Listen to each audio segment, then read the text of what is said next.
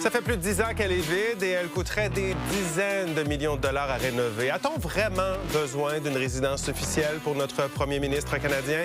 Avec Jacintin Varel, Déborah Cher-Enfant, Alain Reyes et François Lambert, c'est parti pour 30 minutes de débat. Le président des États-Unis a sa Maison-Blanche, le président de la France a le palais de l'Élysée, le premier ministre britannique réside au 10 Downing Street et le premier ministre canadien, lui, en principe, a le 24 promenade Sussex à Ottawa. Je dis en principe parce que ça fait déjà plus d'une décennie que notre chef d'État loge temporairement à Rideau Cottage. C'est une résidence qui est surnommée le Bungalow, qui se situe en fait dans le domaine de Rideau Hall à Ottawa. Tout ça parce que le mythique 24 Sussex tombe en lambeaux. Cette demeure, bâtie dans les années 1860, est devenue la résidence officielle du premier ministre canadien en 1951. Plusieurs premiers ministres et leurs épouses, comme Jean Chrétien et sa femme Aline, qu'on voit ici en 2003, y ont vécu plusieurs années. Le dernier à y avoir habité, c'est Stephen Harper, de 2006 à 2015. Moisissures, amiante, vermine, système de chauffage et d'électricité désuet, ce ne sont que quelques-uns des problèmes de vétusté répertoriés par la Commission de la capitale nationale.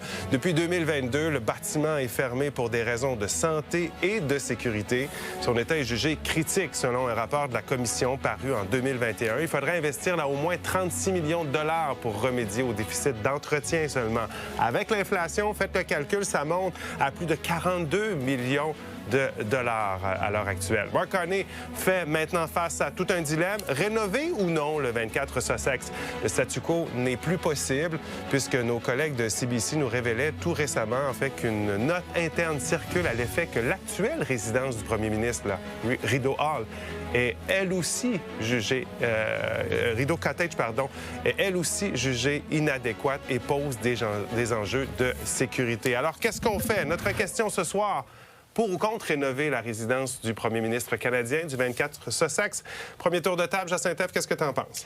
On est devant une question qui est un piège pour les conservateurs et les gens de droite.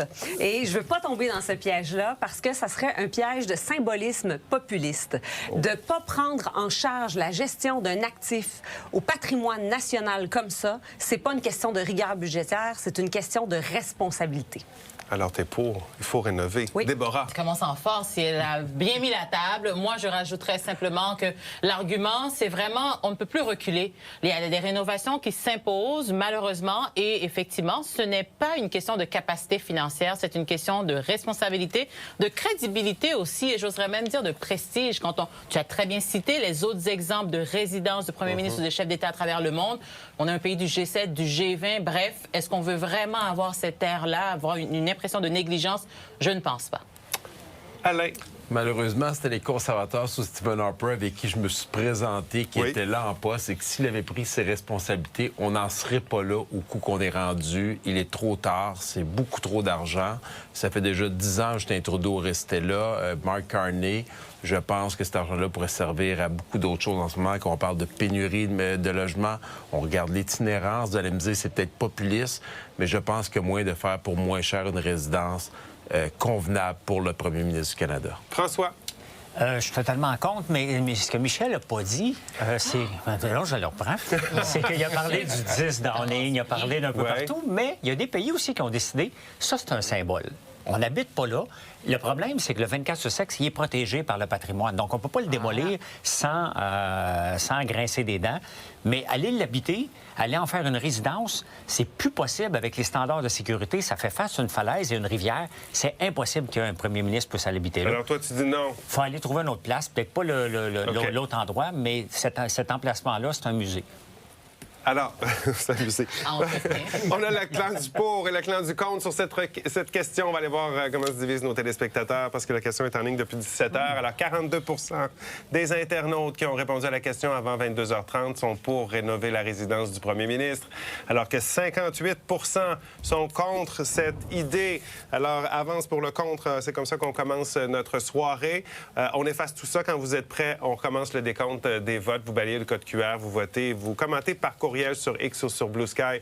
On veut vous lire sur cette question parce que quand même, oui, c'est la maison de notre premier ministre, mais ce sera notre argent à nous tous, en quelque sorte, là, qui servira ou non à rénover la résidence. Je vous rappelle, vous avez vos interrupteurs. Ne vous gênez pas pour vous en servir.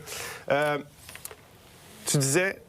Il est déjà trop tard. En fait, il est trop tard pour reculer. Oui, tout à fait. Pourquoi il est trop tard pour reculer? On a commencé des rénovations, des travaux, on pourrait dire pratiquement de stabilisation. Exactement. Là, pour garder un peu le minimum. Ouais. On a fait les travaux au minimum. Mais tu le rappelais, et effectivement, je pense que c'est bien de rappeler ces éléments-là. Donc, ça fait 10 ans qu'elle n'est pas habitée. Ça fait à peu près 60 ans qu'il n'y a pas eu de rénovation majeure. Et, encore une fois, j'ai envie de dire, il n'y a personne de nous qui était né il y a 60 ans. Puis, François, je sais que tu me regardes, que tu vas peut-être me relancer là-dessus, mais non, je sais que tu n'as pas 60 ans. Je sais, non, je dis ouais, bientôt. Mais c'est pour vous dire à quel point ça fait quand même longtemps qu'on ne s'est pas occupé de cet édifice-là. Et on le rappelait très bien aussi, c'est un édifice patrimonial. Donc, j'ai envie de dire, au-delà de l'obligation envers le premier ministre, donc la personne qui représente et occupe la plus haute fonction dans le pays, on a une obligation d'entretenir ces édifices patrimoniaux, donc une obligation publique de faire en sorte que ces édifices-là soient non seulement bien entretenus, mais rénovés. Et en plus, c'est un lieu, François faisait la blague par rapport au fait de musée, mais c'est un lieu qui a hébergé l'histoire et qui a permis de rencontrer, de réunir des chefs d'État. Donc, on a aussi cette responsabilité de préserver cet endroit-là également. Allons-y sur l'image que ça donne de notre premier ministre, ou en tout cas de notre pays, d'avoir une maison. On est loin de la Maison-Blanche, là. On est loin de l'Élysée, là, avec cette résidence-là qui est en décrépitude. C'est majeur ce que ça envoie comme image, ça, selon toi, Jacinthe? Ben oui, on fait partie du G7. On est supposément un pays riche, un pays privilégié. On est dans les hautes instances internationales et on a un chef d'État, donc notre premier ministre canadien, qui n'est pas en mesure de recevoir chez lui des dignitaires d'autres pays et de faire bonne figure. Et là, il faut quand même respecter nos institutions et on peut concilier rigueur budgétaire et respect des institutions. Et en ce sens, je voudrais pas ce soir qu'on crée de faux dilemmes, que cet argent-là pourrait servir à autre chose. Là. On n'est pas dans un dilemme où est-ce qu'on investit ça auprès des personnes sans abri ou des gens qui font la file dans les banques alimentaires ou rénover nos institutions. Il est quand même question là, de notre système parlementaire canadien. Il est quand même question de nos représentants élus. On a assez perdu la face comme ça sur la scène internationale à plusieurs égards. Justin Trudeau, pendant 10 ans, a reçu Barack Obama, a reçu Joe Biden, a reçu les plus hauts dignitaires au pays. C'est pas parce qu'il restait pas au 24 Sussex qui n'a pas pu faire ce travail-là. C'est pas.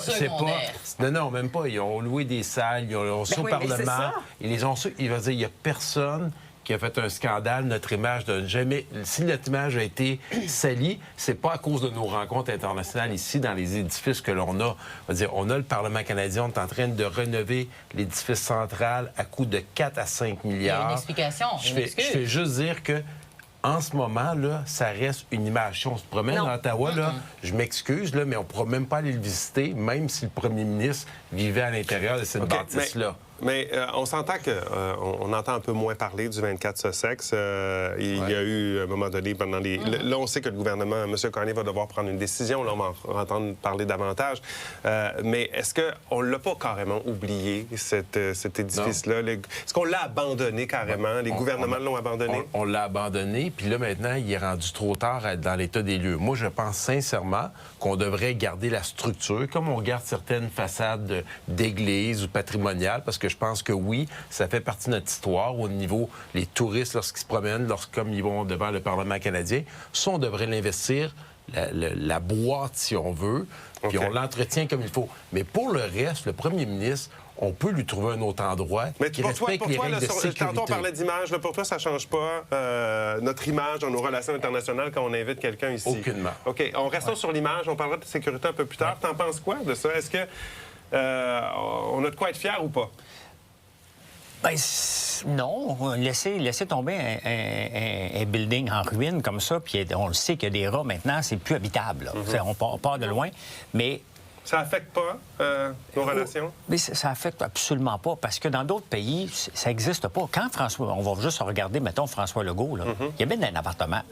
Il n'y a pas de résidence. Là. OK, c'est correct pour les grands pays, mais il y a autre chose que de recevoir. Cette place-là, si on ne peut pas la démolir, doit faire comme aux Pays-Bas, puis comme j'ai mentionné en Nouvelle-Zélande, c'est des endroits pour recevoir, pas pour habiter. C'est pas habitable. Je ne veux pas revenir tout de suite sur la sécurité, mais il reste que c'est pas propice. En 2015, juste avant 2015, la situation politique n'est plus la même qu'aujourd'hui. Aujourd'hui, c'est pas mal plus dangereux, si on veut, d'être politicien si on rénove, par exemple, on peut le mettre une rivière, à niveau, on peut le mettre en sécurité. On reviendra après la pause sur la sécurité. Mais à ma connaissance, là, la vermine a été retirée de cette résidence et on a aussi désamianté. Là. Donc, c'est pas vrai là, que c'est une ruine. Elle n'est pas aménagée. En ce moment, parce que les images qu'on a vues, ça ressemble plus à un chantier, dans le sens qu'on a enlevé les contaminants, on a enlevé les installations, on a enlevé les rats. Mais il n'y a pas quoi y habiter, là. Mais 42 millions dans une bâtisse, là, regardez les rénovations que vous voulez faire chez vous, là. C'est beaucoup, 42 millions, là. Il n'y a pas beaucoup de maisons au Québec qui valent plus de 42 millions. Même si c'est beaucoup, 42 millions pour tout le monde autour de... Mais c'est aussi 0,01 du budget fédéral. Mais c'est toujours ça. OK, les amis, on s'arrête. Au retour de la pause, je veux vous entendre sur l'aspect de la sécurité, parce que c'est pas juste une question de rénovation pour rénover. On ne fait pas juste du placo-plâtre puis de la peinture. Pour ou contre rénover la résidence du premier ministre canadien du 24 Sussex, c'est la question de notre débat de ce soir. Allez y répondre, commenter, on poursuit son retour.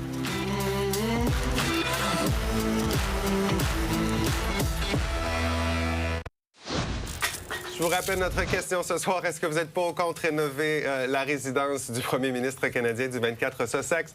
Allez répondre à la question. N'oubliez pas de commenter également. Parlons de sécurité, parce que, je disais, c'est pas juste une question là, de rendre cette maison-là habitable. C'est pas une maison pour nous, là. C'est pour le premier ministre, la personne la plus importante au pays. Oui, puis il y a une falaise, puis c'est la rivière après. Donc, dans les conditions actuelles, mondiales, un premier ministre qui habite là, faites juste penser, Donald Trump qui habiterait là, la sécurité nécessaire. Là, on n'a pas Donald Trump ici qui a besoin d'autant de sécurité. Parce que là, on a une falaise. Il y a des gens qui pourraient même monter par la falaise. Ben oui. Il y a quand même Aline Chrétien. Là, il y avait déjà quelqu'un qui avait rentré. Mais ça fait quand même un bout de temps. Mais il y avait quelqu'un qui avait réussi à rentrer dans la maison. Aujourd'hui, ça serait-tu possible? Mais la sécuriser, c'est pas possible à cause de tous les accès possibles.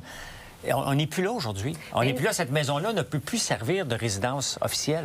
Mais non, mais le niveau de sécurité va toujours devoir être très élevé. C'est le premier ministre du pays. Donc, que ce soit là ou entouré de terre, il y aura toujours besoin d'équipements technologiques lourd pour surveiller la résidence avec parce du que personnel. Quelqu'un peut passer avec un bateau, on peut envoyer On est en 2026, François. Tu adores la technologie. Tu sais à quel point c'est facile maintenant d'assurer une surveillance d'un périmètre, que ce soit au bord d'une rivière ou au bord d'un terrain de golf. Là, ça n'a rien à voir. Ça va coûter de l'argent à assurer la sécurité. Il n'y aurait pas assez de distance pour pouvoir assurer une bonne sécurité. C'est trop proche de... Elle est vraiment sur le bord de la falaise. C'est ça. Et vraiment, là, au point de vue sécurité puis au point de vue stabilité de la maison. C'est pas nouveau qu'elle est sur le bord de la falaise. Il y a d'autres premiers ministres qui ont résidé là. Je veux dire, ça fait 40 ans cette année que cet édifice a été déclaré. Oui, mais je comprends par rapport aux besoins, mais comme je disais, dire que sur la technologie ou les mesures qui peuvent être prises. Selon toi, il y a moyen de trouver... Bien évidemment. Mais il faudra peut-être investir encore plus. C'est pourquoi ça fait augmenter les coûts. Parlons des coûts. Il n'y a jamais un premier ministre qui a voulu trop se mouiller, parce que c'est un peu ingrat là, si on décide de mettre les mains là-dedans. Là. C'est les conservateurs qui ont habité les derniers Stephen Harper. Il n'y a pas d'argent qui a été investi là. Puis là, par la suite, quand c'était le temps d'en parler, puis on voyait les déficits, tout le monde se retirait, puis personne osait dire qu'il fallait investir. Fait que là, avec le temps, l'inflation, l'augmentation des coûts, la sécurité qui est très différente aujourd'hui qu'elle était il y a 10 ans, on arrive avec la situation actuelle où ça coûte un prix de fou. Puis on se pose la question, est-ce qu'on serait pas mieux de le faire ailleurs? OK, je vais revenir là-dessus sur les options. Je veux qu'on se garde quelques minutes pour les options, mais est-ce que c'est, selon vous, au gouvernement en place de décider si on met de l'argent ou pas sur une résidence comme celle-là qui va survivre à n'importe quel gouvernement, en principe, là?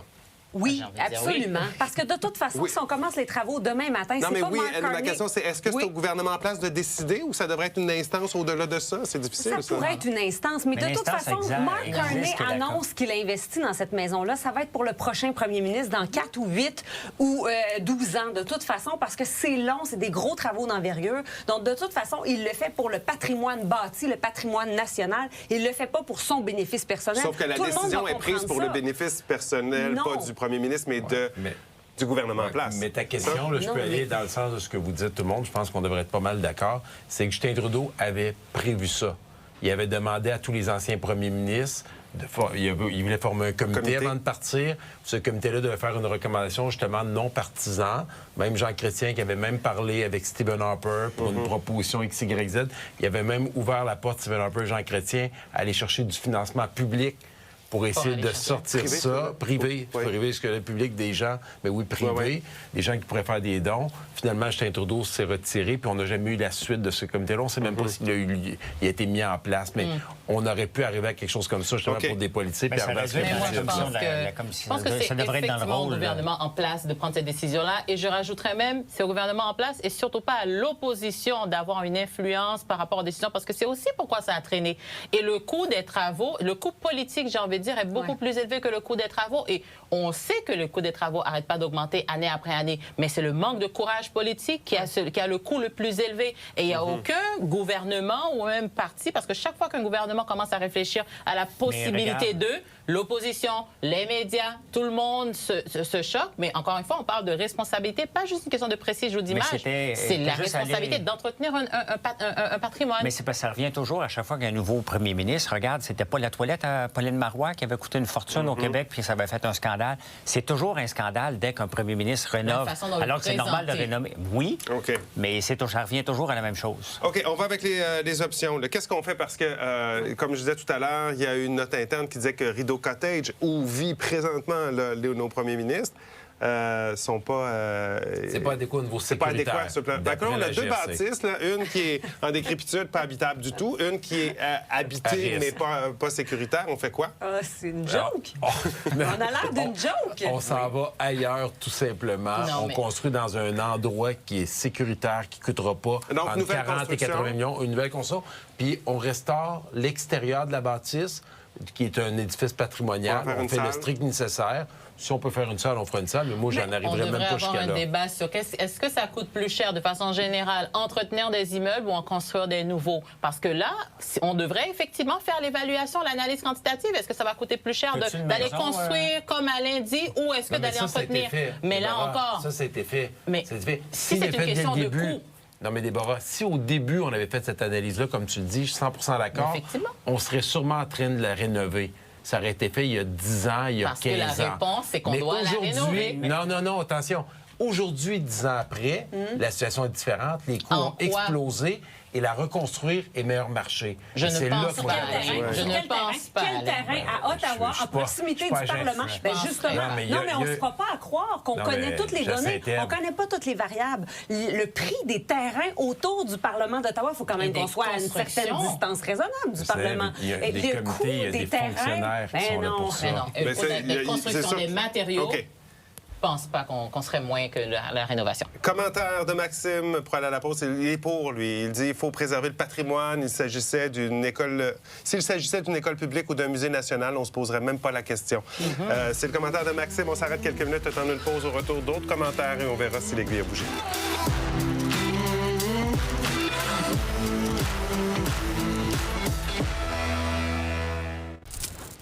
On est de retour au débatteur, le moment de lire quelques commentaires de la part de téléspectateurs. Ibrahima nous dit qu'elle est contre, les temps sont durs, on peut sûrement trouver un lieu sécuritaire et moins cher à Ottawa pour loger notre premier ministre. Osons sortir des sentiers battus. Le premier ministre québécois, c'est pas un pays, c'est une province. C'est un appartement de fonction. Et dans les autres places, dans les autres provinces, c'est souvent leur maison privée, hein, les premiers ministres. Doug Ford habite dans sa maison. Donc, on pourrait pas faire ça, un appartement de service pour notre premier ministre? Non, pas pour un pays? Non, c'est un pays, là, pays membre du G7 qui essaie de se donner une posture importante à l'international. On n'oublie pas les tentatives de positionnement de Mark Carney. Là. Oui. On va y revenir si j'ai le temps là-dessus. Laurence nous dit, ni pour ni contre, la question que je me pose est la suivante. Est-ce que Mark Carney sera plus souvent au pays si on fait rénover le 24 Sussex? C'est exactement, Laurence, la question que je voulais amener avec mes débatteurs. Est-ce que ça explique... Monsieur Carney fait le tour du monde, là.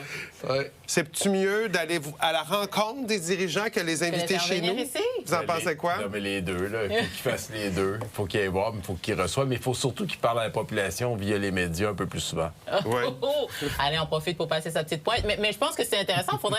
Là, ça fait 1 an. Oui. Et je pense qu'on a beaucoup plus comptabilisé le nombre de voyages. Il faut voir combien ça coûte aussi. Et si, après peut-être 2 ans, le coût des déplacements à l'étranger de Mark Carney ne se rapproche pas dangereusement du coût de rénovation. Donc, oui, je vais revenir avec comme le les chiffre. contribuables. Hein? Quand on rénove la maison, on fait moins de voyages. Hein? Non, mais ça, c'est important de dire ça. Quand on reçoit, ça coûte très cher parce qu'on est responsable de la sécurité. C'est un petit raccourci que tu as pris là, pour essayer de gagner 2 points dans le débat. Ça fait partie de nos responsabilités. Tous les moyens sont bons, Alain. Tous les moyens sont bons. Moi, j'étais là quand on a reçu Obama. Vous auriez dû voir la sécurité. J'aurais aimé ça voir la facture de comment ça a coûté, du nombre de snipers qu'il y avait en haut des édifices. Je vous le dis, là, c'était quelque chose. Là. Commentaire d'Olivier, on termine avec ça. Il est pour. L'argent des contribuables a déjà été investi dans des travaux au 24 Sussex, notamment pour la décontamination et l'amiante. Il faut terminer ce qu'on a commencé. Vous êtes d'accord avec ça? Sinon, on va perdre d'investissement. Effectivement, c'est un très bon raisonnement. Est-ce qu'en bout de ligne, là, ce qui serait plus simple, là, ce serait pas carrément de démolir, reconstruire sur place? Est-ce que il y aurait un consensus autour de la table là-dessus? À 100 Oui. Ben, les règles du patrimoine ne le permettent pas, mais oui, ce serait possiblement une bonne idée aussi. Ben oui. Alors, mais sur le plan de la sécurité, on il faudrait... peut le rapprocher un peu de la falaise. Moi, c'est ça que je trouve qui... S'éloigner? Ça, c'est éloigné. Oui. Je me suis demandé, c'est quoi l'intention, François? Ça dépend de ce qui gagne des élections. C'est de la rivière. Là, c'est des roulettes. OK. J'ai perdu le décompte. On me dit 45. On va aller au résultat. Ça, c'était avant le débat. 42 pour le pour, 58 pour le contre. On termine ça comment? 7 pour le pour, 93 pour le contre. J'espère que Mark Carney nous écoute. Non, mais de toute façon, on ne ferait pas ça pour lui. On ferait ça pour les prochains premiers Et ministres. pour les Canadiens, Le choix du public ce soir, c'est Alain Reyes qui a l'étoile du match de la part du public. Merci beaucoup d'avoir été avec nous. On verra ce que M. Carney va décider, mais il doit prendre une décision, semble-t-il, très bientôt. Merci d'avoir été avec nous. Excellente nuit. On se retrouve demain. Dormez bien, au chaud et en sécurité, espérons-le.